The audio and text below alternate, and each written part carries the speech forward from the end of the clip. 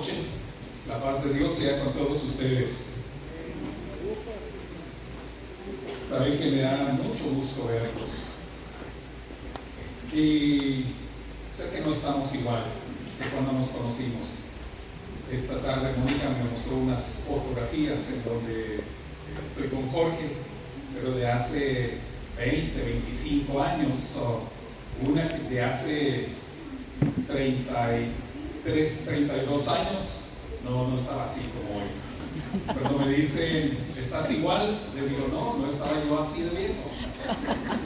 Pero saben que hay algo que ha permanecido intacto a lo largo de estos años, y es el cariño. Es el cariño que les tengo, es la alegría de verlos cada vez que nos encontramos, aunque sea muy breve. Hace 7 años fue la última vez que pasamos por aquí, mi esposa y yo, y estuvimos solo un día, una noche. Nos reunimos entre semana, era un martes, pero los que se enteraron vinieron, y desde entonces no habíamos regresado. Pero el amor en Cristo Jesús ha permanecido intacto. Las situaciones de la vida son buenas o son malas. Todo depende. Cuento una historia que se encontraron dos amigas que habían estudiado juntas la universidad. No se habían visto durante varios años y se encontraron 10 años después. Y empiezan a contar lo que ha sucedido. Y entonces una de ellas dice, pues sí, me casé. Y todos dirían, qué bueno. Pero mi esposo tiene el triple de edad que yo. Y ustedes dirían, qué mal. Pero es un hombre muy rico. Y diríamos, qué bueno. Pero dijo que no me daría nada. Y diríamos, qué mal. Ah, pero me hizo una casa de $2 millones. Oh, qué bueno. Pero se quemó la semana pasada. Ah, qué malo. Pero él estaba dentro.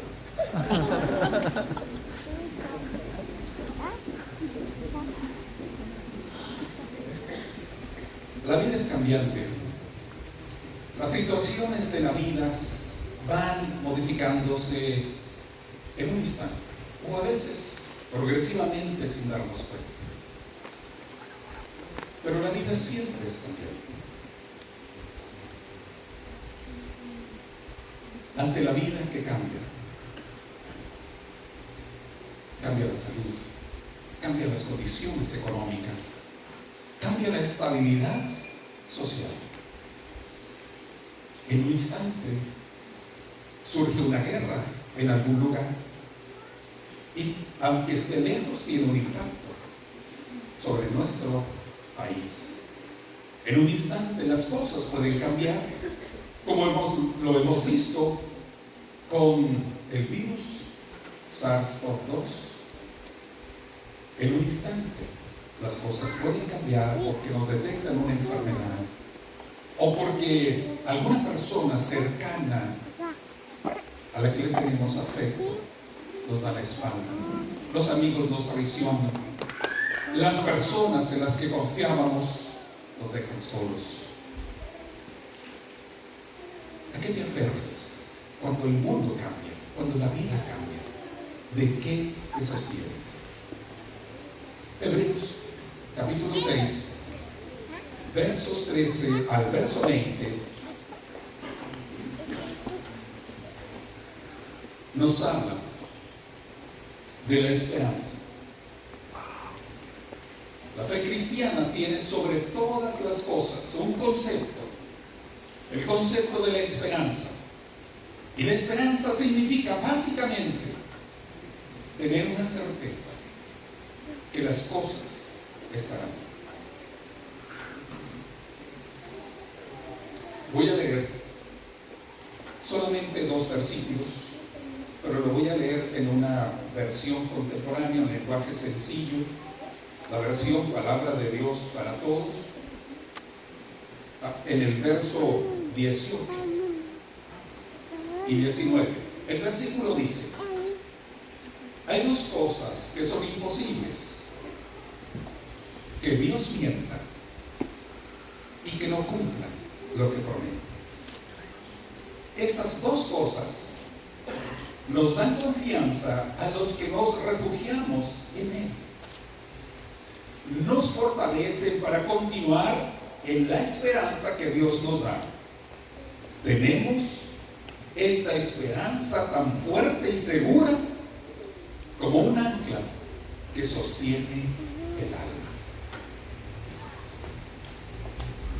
Leí acerca de las plataformas petroleras en el Mar del Norte, en la parte extrema donde está tan congelado lo que es la zona de Islandia, toda esa parte que es tan fría y donde soplan vientos muy fuertes, pero donde extraen el mejor petróleo, el petróleo como con más pureza, que necesitan refinar menos, el petróleo más caro que hay en el mundo.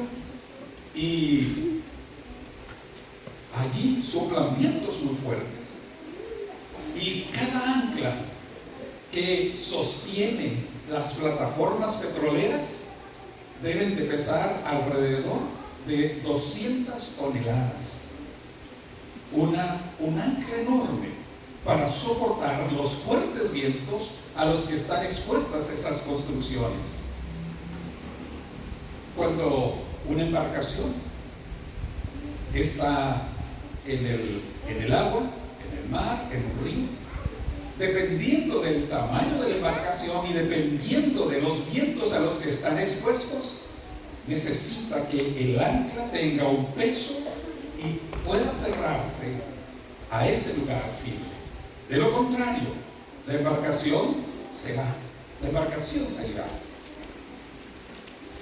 Hace unos años estábamos en un programa en Uruguay, en una represa, y dos exalumnos de un seminario que tuvimos hace 12 años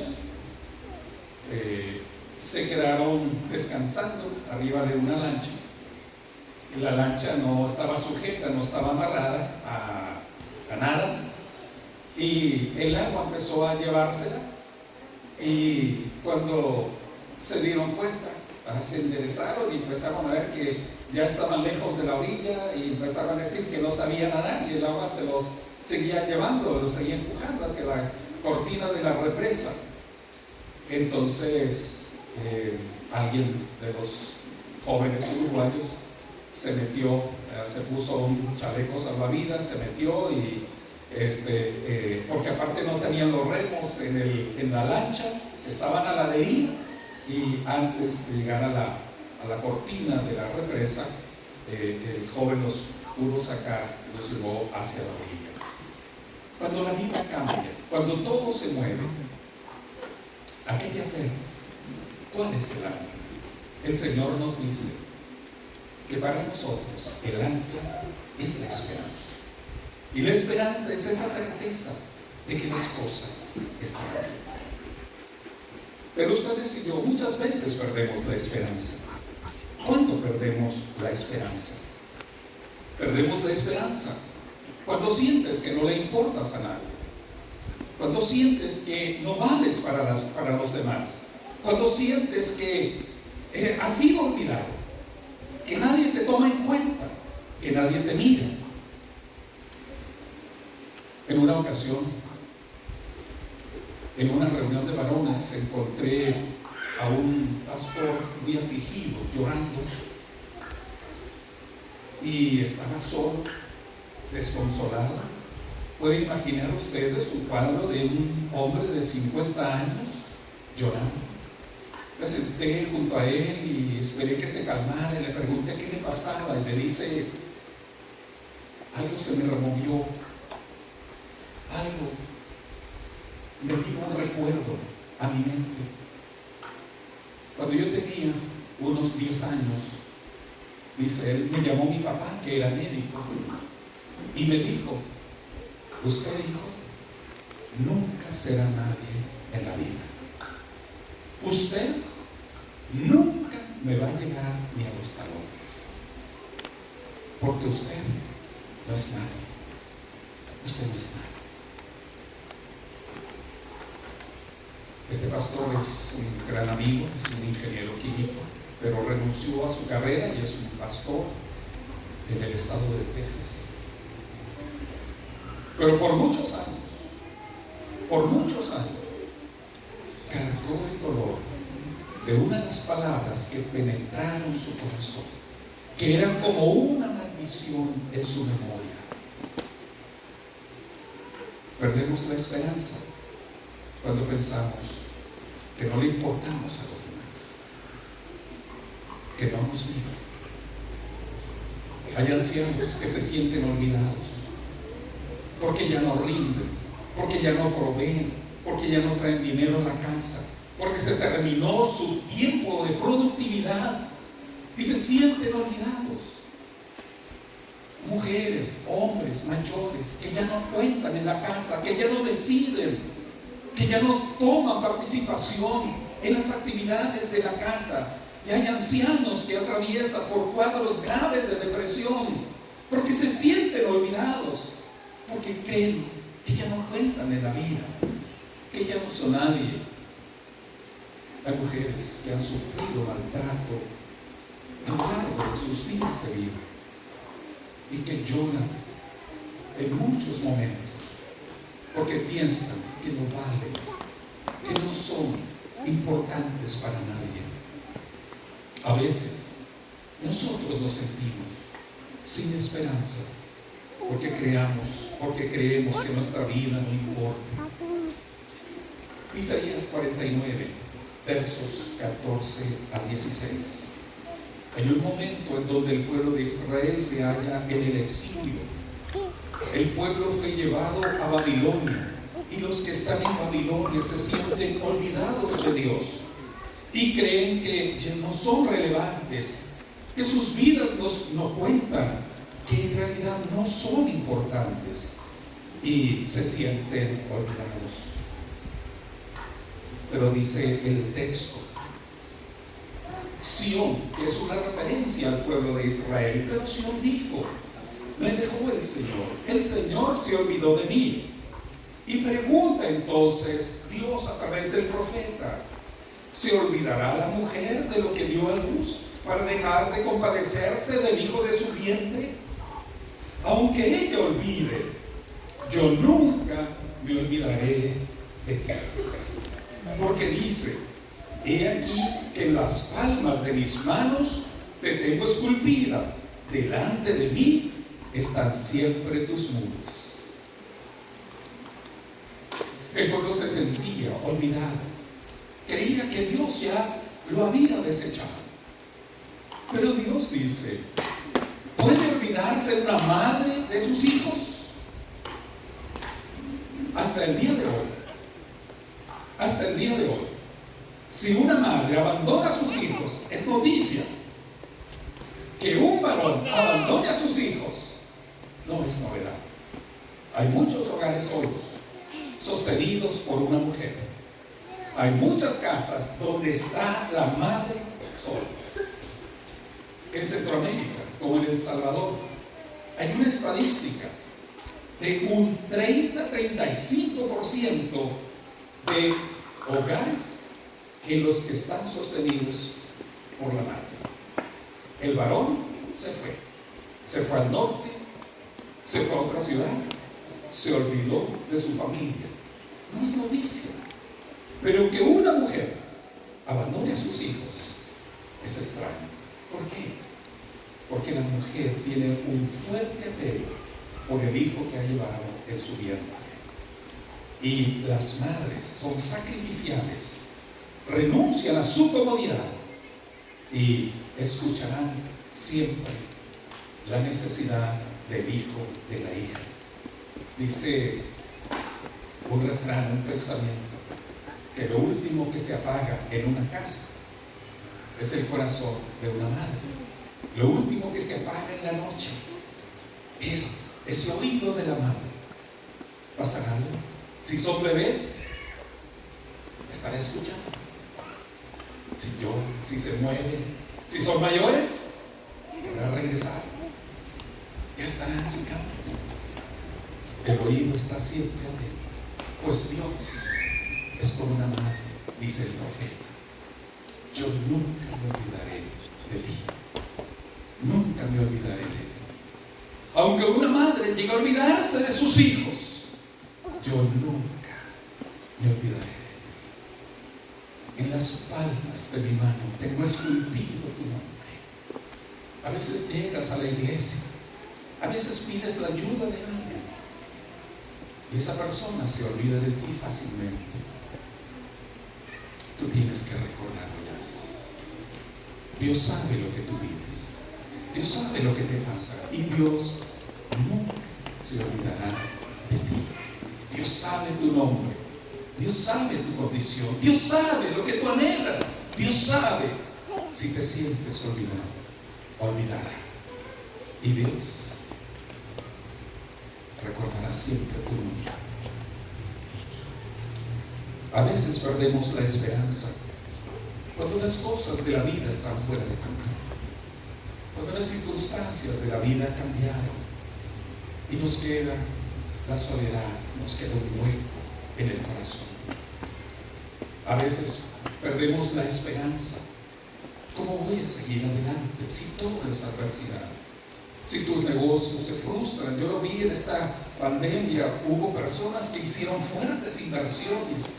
Cerca de la casa donde vivimos pusieron algunos centros comerciales, pequeños locales comerciales, y por ejemplo pusieron una cancha de fútbol rápido, no sé cómo se llama aquí esas pequeñas canchas que tienen pasto sintético y que juegan de a 5, de a 7 jugadores. Le invirtieron poquitos días antes de que empezara la pandemia, habían terminado, pusieron las luces. Durante la pandemia se cerró todo. A los 6 meses aquello se veía abandonado, era una tristeza. Al año empezaron a levantar las cosas. Las cosas cambian, los proyectos se frustran, lo que tú tenías anhelado no se cumple. Emprendes negocios, emprendes trabajos y esto no resulta, y entonces piensas, todo está fuera de control. Todo está fuera de control. Romanos 8:28, la meditación de Gabriel anoche, teníamos ese texto que dice: a los que aman a Dios, todas las cosas les ayudan a bien. No es que Dios siempre nos hace felices. Lo que Dios hace es ayudarnos a encontrar la oportunidad en las circunstancias. Y a veces la bendición viene en la soledad, a veces la bendición viene en la frustración, en el fracaso. Allí encuentras la bendición. Porque en las manos de Dios, en el propósito de Dios, no siempre las cosas son en una forma lógica. Tu bendición viene en la manera más extraña, en el camino más raro, en la forma más oculta. La bendición de Dios viene. En un momento de sequía, en un momento en donde hay escasez fuerte de agua, el profeta Elías fue llevado a un lugar donde había una fuente, al arroyo del Querib. Y allí Dios lo sustentó al profeta. Había agua y Dios le enviaba por medio de unos cuervos, dice la Biblia, el alimento, el sustento. Pienso que Dios se lo envió por medio de cuervos que son inmundos para que no se los fuera a comer. Porque si se los hubiera enviado por medio de una perdiz, a lo mejor no solo se come la carne que llevaba la perdiz, sino hasta la perdiz. Ahí estaba el profeta, en una zona de confort. Afuera sequía, alrededor escasez, pero donde él estaba había provisión. Pero un día se termina la provisión. Se acabó el agua y los cuervos no volvieron más. ¿Por qué Dios permite que haya escasez? ¿Por qué Dios permite el fracaso? Dios quería llevar a Elías a un milagro en Sarepta. Cuando tienes todo cómodamente, no te quieres mover. A veces Dios permite que haya escasez para que entonces emprendas el camino a otra jornada. Dios permite que te quedes sin nada para que recuerdes que cuando Dios es todo lo que tienes, es porque Dios es todo lo que necesitas. A veces Dios permite que te quedes sin nada para que recuerdes lo que realmente importa en la vida, y que cuando tienes al Señor, tienes todo. A los que aman a Dios, todas las cosas les ayudan también. A veces perdemos la esperanza cuando sientes que Dios está lejos. Un accidente puede frustrar tus planes. Estás puesto a prueba.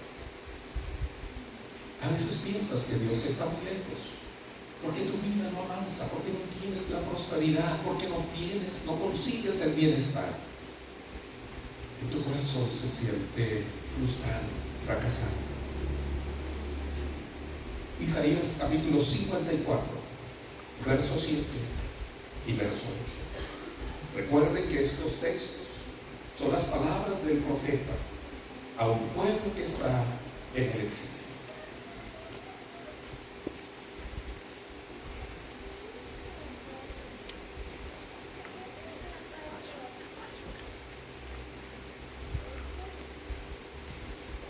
Hay tipos de exilio, ¿verdad? No solamente es estar lejos de su tierra, es en las condiciones en las que estás. Si alguna vez han visto la obra de teatro El Nabucco en la televisión, ¿verdad? No creo que vaya a llegar aquí al teatro demasiado. Pero si alguna vez lo han visto, es una obra extraordinaria. Es música de Verdi, donde habla de los oprimidos, de los esclavos que están en Babilonia. Y está lleno de tristeza. Es un canto de dolor, de desesperación, de soledad. Hay tipos de exilio. Ahorita que pasó mi hermano Alberto, me acordé de su sobrina que vive en Monterrey. Vivimos a 50, 60 kilómetros de donde ella vive. Vimos a Karina en enero pasado, que fuimos a su congregación. Yo la vi bastante feliz, ¿verdad? Está en el exilio, pero la vi bastante feliz, ¿no? Tiene su familia, además estaba su mamá en diciembre. Entonces, estar lejos no siempre es tan malo cuando tienes buenas condiciones de vida, pero cuando estás en frustración, en abandono, en soledad, eso es muy complicado. Verso 7 y 8 del capítulo 54. Por un breve momento te abandoné, pero te recogeré con grandes misericordias. Con un poco de ira escondí mi rostro de ti por un momento, pero con misericordia eterna tendré compasión de ti, dijo el Señor, tu Redentor. Hay momentos en los cuales te sientes fracasado, te sientes frustrado, las cosas no dan, no salen los proyectos. Hay momentos en los cuales te sientes así, con un Dios lejano, con un Dios distante, con un Dios que parece apático a lo que te sucede, y piensas, si Dios es poderoso, ¿por qué no cambia mi momento? ¿Por qué no arregla las cosas? ¿Por qué no me trae la bendición? A veces Dios permite eso. Dios lo permite para que voltees de nuevo al Señor.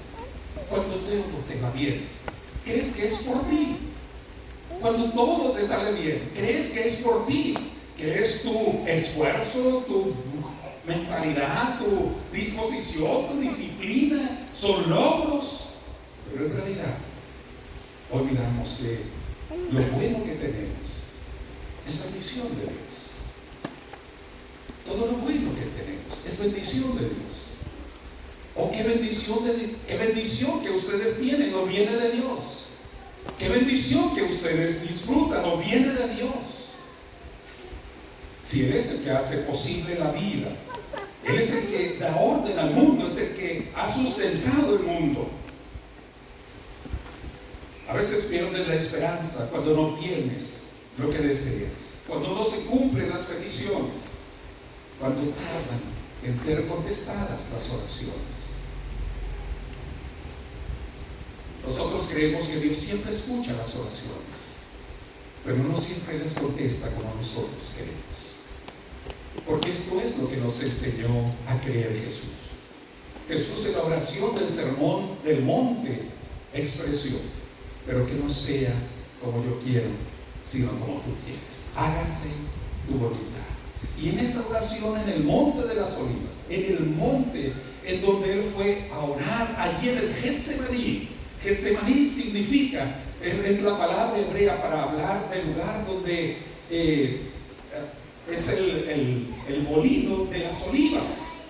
Es donde echaban las olivas en las piedras que las habrían de moler. Jesús fue al Getsemaní, en donde iba a moler su voluntad, su disposición. Y allí en ese huerto Él oró diciendo: Señor, si es posible, quita este vaso de mí, que yo no tenga que pasar por él, que no tenga que tomar de esta bebida, pero que no sea lo que yo quiero, sino lo que tú quieres.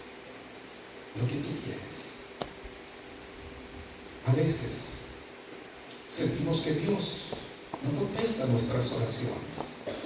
Matrimonios que no tienen hijos, o familias que tienen hijos que se descarrían, que hacen cosas incorrectas y se ponen en peligros. A veces nuestras oraciones frente a las enfermedades, frente a los diagnósticos.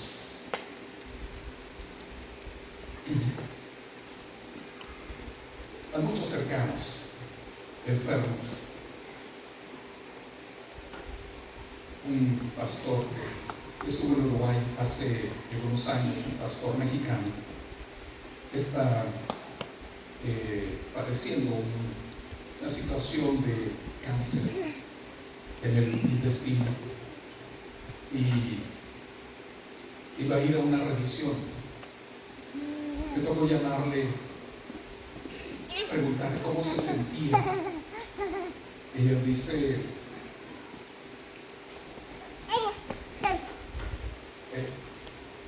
en este momento él pesa 47 kilos, porque en pocos meses se ha ido consumiendo su cuerpo. Me dijo: no sé qué es lo que va a decir el médico, no sé qué es lo que va a decir. Harán unos nuevos estudios y realmente sí me preocupa lo que me va a decir. Dice: pero yo sé que Dios ya sabe lo que yo tengo. Dios ya sabe lo que yo tengo. Y sé que no será indiferente. Y Él me va a sostener. Y Dios proveerá. Me dijo: y si mi vida termina, bendito sea el Señor. Y si me deja seguir, bendito sea el Señor. Dios proveerá. Filipenses capítulo 4, verso 19. El apóstol Pablo expresa con esta certeza, con esta confianza, en el verso 19 del capítulo 4: mi Dios pues suplirá todo lo que os faltare conforme a sus riquezas en gloria en Cristo Jesús. Dios provee lo que conforme a su voluntad Él quiere darnos, aunque no siempre nos da lo que nosotros queremos. Dios provee, Dios suple. A veces perdemos la esperanza cuando hemos cometido una falta y creemos que Dios nos castigará, que Dios nos olvidará, que Dios nos desechará. que Dios haga de nosotros el escarnio que nos merecemos. Pero no olvidemos que Dios es un Dios de misericordia, es un Dios de compasión. Capítulo 43 de Isaías, en el verso 25.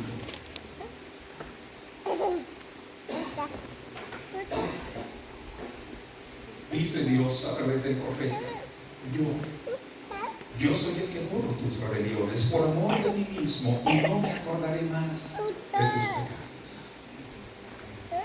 Todos tenemos algo que reprocharnos y sentirnos avergonzados delante de Dios. Hay cosas que hemos dicho, hay cosas que hemos hecho, cosas que hemos pensado. Hay algo de lo que nos avergonzamos. A veces la culpa nos agobia y nos consume, porque guardamos eso, porque nos va desgastando internamente.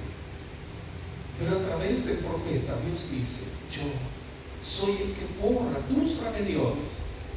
Y dice: no porque te lo merezcas, no porque seas bueno, sino yo, por amor de mí mismo, por lo que soy. Dios, por su infinita compasión, por su misericordia, nos reconcilia con Él mismo, y Él borra nuestros pecados y se olvida de lo que hemos hecho, y por gracia hace un sacrificio para nosotros al dar a su Hijo. Así que cuando las cosas cambian, ¿a qué te aferras? ¿De qué te sostienes? El escritor de Hebreos dice que nuestra ancla es la esperanza, y la esperanza se sustenta en dos cosas, así como las anclas tienen dos ganchos. Un ancla, que es la esperanza, se sostiene de dos cosas.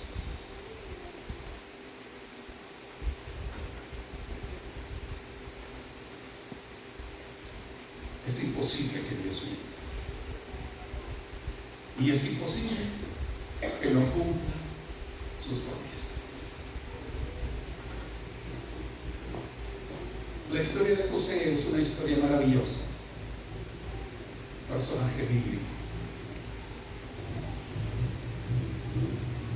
José, vemos un proceso de cómo las circunstancias son adversas. Pero José nunca desespera, nunca desespera. Pretenden matarlo sus hermanos, luego lo arrojan a un pozo, luego lo sacan y lo venden como esclavo. Llega a la casa de un siervo del faraón, es un esclavo. Luego la mujer del siervo de faraón quiere seducirlo. Él se rehúsa, la mujer lo acusa, lo llevan a la cárcel, está muchos años en la cárcel.